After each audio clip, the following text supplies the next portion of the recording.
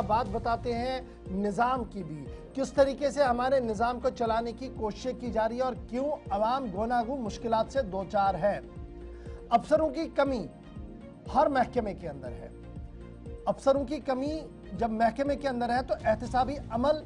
शफाफ नहीं हो पाता है। जब एहतिसाबी अमल शफाफ नहीं होता है तो बराह रास्त असर उसका अवाम पर भी पड़ता है। महकमा बिजली की बात आपको बताते हैं, कश्मीर पावर डेवलपमेंट कॉरपोरेशन इन दिनों राम भरोसे चलता है, जिसे आप अल्लाह भरोसे कहते हैं, उस पर चलता है, क्योंकि बेशतर अफसर जो सीनियर ऑफिशियल्स थे, एग्जीक्यूटिव इंजीनियर, एससी रैंक के ऑफिशियल्स थे, वो रिटायर हो गए हैं।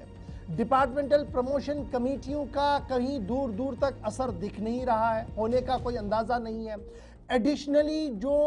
अब इंटरनल एडजस्टमेंट किया गया कि एक एक एग्जाम के पास 3-3, 4-4 डिवीजन दे दिए गए। एक एक एससी साहब जो है वो 3-3, 4-4 डिवीजन को देख रहा है, जिसकी वजह से अकाउंटेबिलिटी का फुकदान है, जिसकी वजह से अवाम गोनागू मुश्किलात से दो चार हो रही है। एक तरफ से अवाम मुश्किलों में है, दूसरी तरफ से डिजिटलाइजेशन के दौर में जिस शिद्दत के साथ काम करने की ज़रूरत थी और केपीडीसीएल को पर जितनी बड़ी जिम्मेदारी थी, वो नाकामी का एक बहुत बड़ी वजह यह भी है कि मैन पावर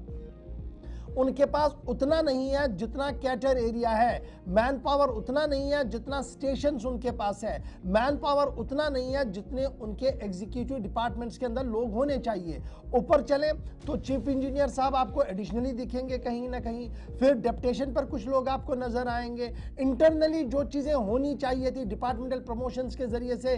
जेई से एई से एई से एग्जाम एससी और चीफ इंजीनियर तक आना चाहिए था, वो निज़ाम मफलूज होकर रह गया है, जिसकी वजह से आज भी दर्जनों अफसरान के पास इजाफी चार्ज है और दर्जनों अफसरान जब इजाफी चार्ज लेते हैं तो उसका असर अवाम को उठाना पड़ता है। अवाम गोनागू मुश्किलात से इससे दो चार हो रहे हैं। इमरान नाइक को हमारे साथ इस पूरी खबर पर अपडेट करेंगे। इमरान जरा अपडेट करें, केपीडीसीएल की जब हम बात करते हैं तो सूरत हाल बिल्कुल क्लियर है। सूरत हाल ये है कि जनाब अब केपीडीसीएल पर बड़ी जिम्मेदारी की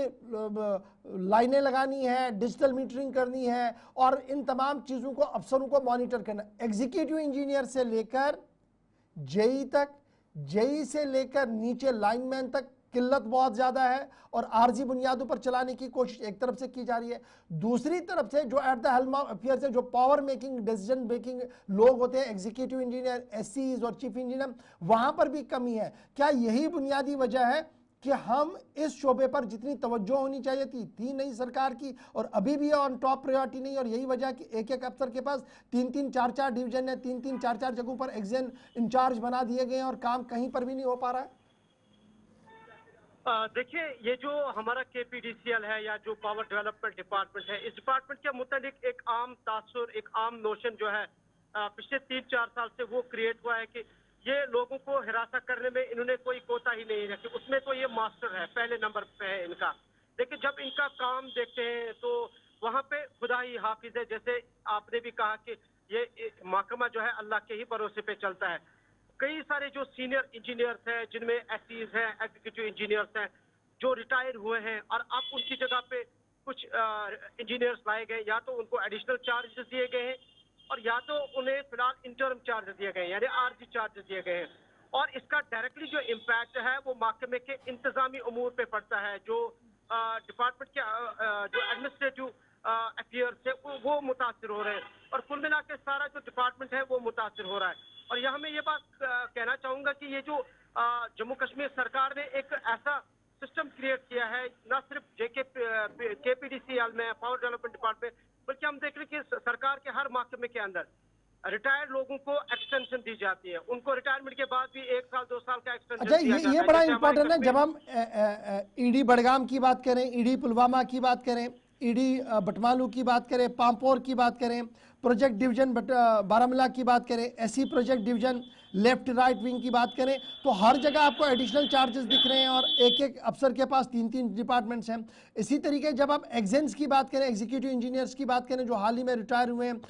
अब बिजबिहारा के पास भी एडिशनल चार्ज है, खानियार के पास एडिशनल चार्ज है, डिवीजन 4 के पास एडिशनल चार्ज, ईडब्ल्यूसी के पास एडिशनल चार्ज है, गांधरबल के पास एडिशनल चार्ज है। ये एडिशनल चार्ज एक जगह देकर आप 3-3, 4-4 जगह पर एक आदमी को लगा रहे हैं, तो अकाउंटेबिलिटी कैसे आएगी, काम कैसे होगी, और ये जो लोगों के बुनियादी मसाइल है इनको हल कैसे करेंगे? फिर तो सवाल वही है ना कि हम जो अफसर के पास जाते हैं वो होता नहीं है, मीटिंग में होता है, दरअसल वो और कहीं जगह होता है, काम कर रहा हो उस वक्त। देखिए, यही तो सवाल है, यही तो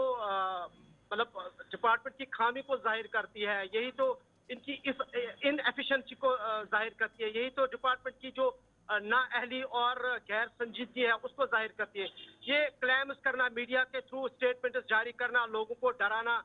फिर एफआईआर की धमकी देना कि आपने बिजली इतनी ली है, आपने हुकिंग की है वगैरह। लेकिन अंदर जो खुद के इस घर को आग लगी है, घर के चिराग से पहले आप अपना घर ठीक कीजिए, बाद में बताइए लोगों को कि आपने ये गलती की है। और जिस तरह से जो हमें डेटा बता रहा है कि वो कोई डिस्ट्रिक्ट नहीं है जहां पे इस डिपार्टमेंट ने, केपीडीसीएल ने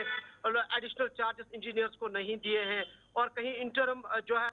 चार्जेस दिए गए हैं, यानी आर्जी तौर पर डिपार्टमेंट के अंदर इंजीनियर्स को रखा गया है, चाहे वो एससीज हो, चाहे वो एग्जीक्यूटिव इंजीनियर्स हो, चाहे वो दीगर जो ऑफिशियल से डिपार्टमेंट के अंदर। सो कुल मिला के बात यह है कि खामी है, और सबसे इंपॉर्टेंट बात जिसका आपने जिक्र किया कि अकाउंटेबिलिटी कैसे होगी। एक तरफ से दावा है कि हर इदारे को हमें अकाउंटेबल बनाना है, एहतसाब करना है, लेकिन जनाब आपके इदारों में एक एक बंदे के पास चार एडिशनल चार्जेस हैं, तो जाहिर सी बात है कि आपके ऑडिट पर, आपकी अकाउंटेबिलिटी के ऊपर कई सारे सवाल हो रहे हैं, उठ रहे हैं, और उठने भी चाहिए, क्योंकि जब हम प्रोटोकॉल देखते हैं, जब हम नॉर्म्स देखते हैं, जब हम रूल्स एंड रेगुलेशंस देखते हैं डिपार्टमेंट के अंदर, तो ये तो कहीं लिखा ही नहीं है कि आप एक ऑफिसर को चार चार्जेस बनाए और उसको ये यूएस का प्रेसिडेंट जैसे इख्तियारात आप दे रहे हैं। और इसी वजह से कि एक तो आम लोग पिस रहे हैं, आम लोग मुतासिर होते हैं, और दूसरा ये कि डिपार्टमेंट में अकाउंटेबिलिटी या एहसाब जिसे हम कहें उसका फुकदान देखने को मिलता है। और सबसे बड़ी बात यह है कि डिपार्टमेंट का जो नॉर्मल वर्क है, डिपार्टमेंट का जो नॉर्मल काम काज है वो मुतासिर होता है, और उस मुतासिर होने से जो आम लोग हैं, जो